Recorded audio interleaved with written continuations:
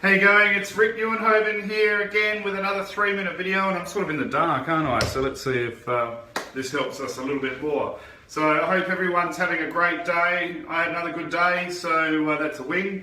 And we all have our challenges in life, so we just got to get through them and overcome them and keep going. So today we're doing our Wealth Creation Week this week, and so what I wanted to talk about today was the management of money before we venture into the topic of income streams and the different way of looking at income, and then we'll look at debt reduction as well.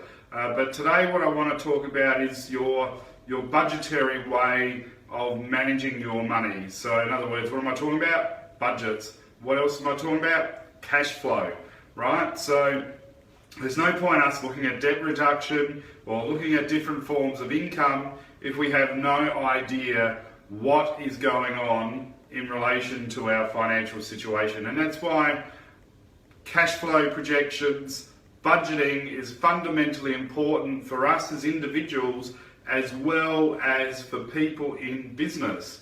The thing is, people in business will do budgets, right? Because they know they need to have budgets to control their revenue and expenses going forward in their expenditure. The problem for us is that it ties in with that topic last week of instant gratification, where we don't worry about budgets in the household for a lot of us. And so what we do is we just spend money. And so it's easy for us to get caught up in the debt trap of instant gratification and actually load up that free space that we have between income and debt, if I can get my hands right, and actually we end up going sometimes to this point where our income and debt is the same, and sometimes if we're really, really poor, our debt can go beyond our income levels, which is what causes us to either go bankrupt or to be under financial stress. This financial stress can actually put implications on your marriage or your relationship or your friendships, because sometimes you have to go hunting around for extra money. So what I would suggest is, to avoid getting to this and we want to get back to here, what we want to do is actually start budgeting with our money. So I usually recommend to people, you can use the My Money website that ASIC produced. It's got an awesome calculator there where you put in your revenue from what you earn from your employer or other income that you have, and then it's got multiple pages to go through all the different activities that you have in relation to your expenditure. So your mobile phone, your Foxtel, your food, your insurances, your mortgage or your rent, etc, etc, etc. So what we're trying to achieve here is go, okay, how much are we spending and how much income do we got?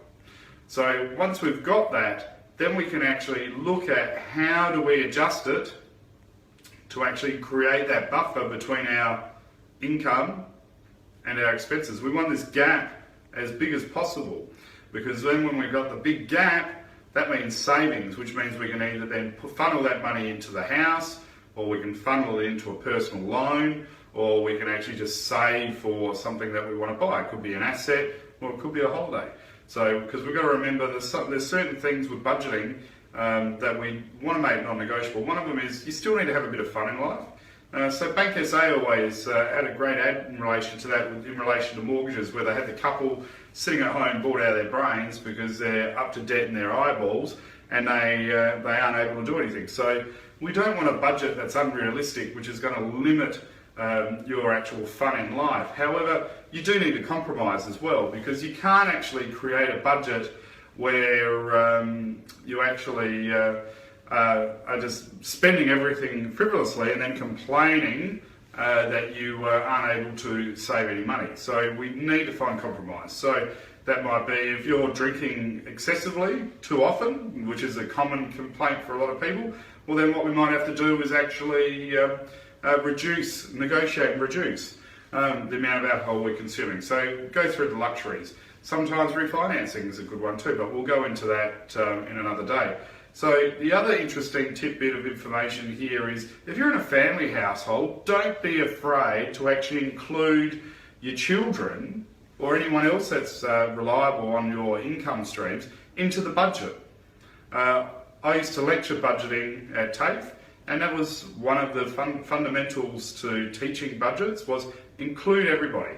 And it's modern now with businesses as well as individuals that you include people in the budget, because what that does is that creates buy-in, that creates a vested interest. Because as a boss or as a father, if I just give a budget that I've made up to my whole household or to my employees, they're not going to relate to that. They've got no input in it. They've had no say. So most likely that budget's going to be rejected. However, if I actually sit down with the whole family, sort of like the strategy day that I've spoken about with my business, but if we have a budget session with the family and go, okay, let's lay it all on the table. This is how much we've got. This is how much we can spend. These are the hobbies that you want. What do we do? What are we going to negotiate? And from that, we create a consensus within the group and something for everybody to achieve. Look, it's been a longer topic tonight. It's 6 minutes, so I'll tie it up here. I know everyone wants to watch something else other than me talk. So have a great Tuesday. Look forward to speaking to you again tomorrow. I hope this wealth creation tip on budgeting has helped. If you've got any more questions, feel free to post a comment on the post and I'll see if I can answer them for you. Speak to you soon. Thank you.